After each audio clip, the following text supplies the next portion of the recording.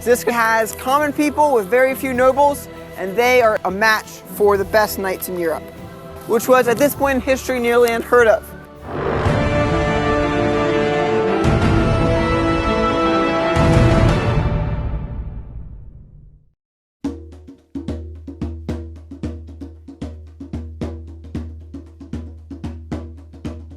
The Hussites were primarily common people, farmers with no weapons or training. Ziska was commander of the Hussites from Tabor. They were a certain sect that had certain religious beliefs, and they were also became, under Ziska's leadership, a very skilled military unit.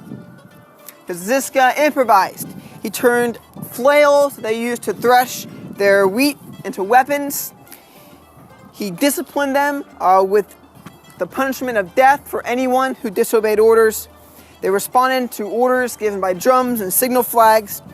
They knew that their only chance to defeat these heavily armored knights, that at this point were the cream of the crop, the best soldiers in Europe, was with discipline and with improvised tactics.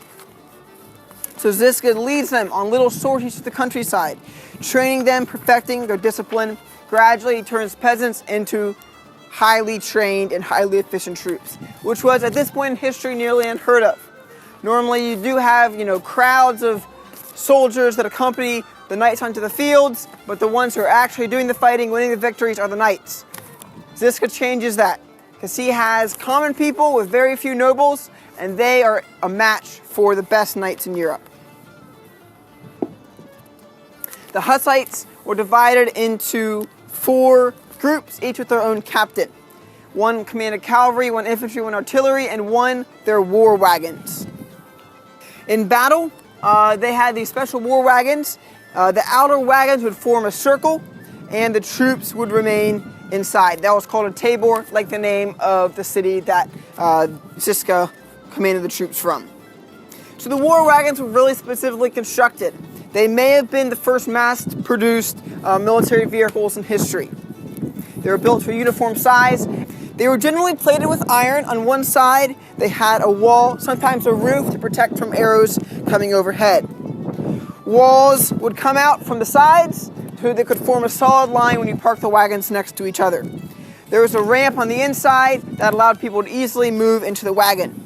In the bottom were stones for ballast to keep them from tipping over. They could also be hurled down and used as missiles. Some wagons were completely filled with stones. These were put at corners and at gates for stability so that they couldn't be pushed in. The front wheels were slightly bigger, so you could chain the wagons together to form a line that could not be pushed over easily. Horses were hitched then, so as long as your horses survived, you could quickly move this tabor to another location to defend it. Inside was a crew with very specialized roles. 20 men, 2 of them were drivers who were armed. 2 were handgunners who had firearms, which are still pretty rudimentary at this time. They were usually mounted on a swivel in the wagon. The bore was about 5 centimeters in diameter, usually 1 to 1.5 yards long. Another option was small cannon. They were loaded with shrapnel. So of these 20 men, 6 were crossbowmen trained to fire and reload fast, with shelter in the wagons to reload. 4 were flailmen with these flails on long sticks, probably about 5 feet tall, chain and a spiked ball on the end. These were useful for troops with softer armor. 4 were halberdiers. These are weapons that look kind of like an axe, but there were a bunch of different types. But basically they were designed so a footman could pull a knight off of his horse by hooking into his armor, and then he could stab him with his halberd. They were also, you could hamstring the horse. These were used to eliminate knights with heavy armor. And also 2 pavesiers. They basically each have a big shield. The wagons were organized in groups of 10, and there were 50 to 100 in the Hussite armies.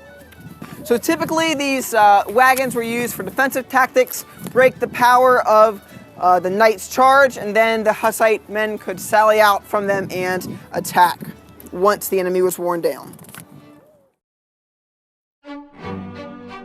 Thanks for watching. If you enjoyed this video, please subscribe and share it with your friends. You can also visit www.discerninghistory.com for more videos and other resources.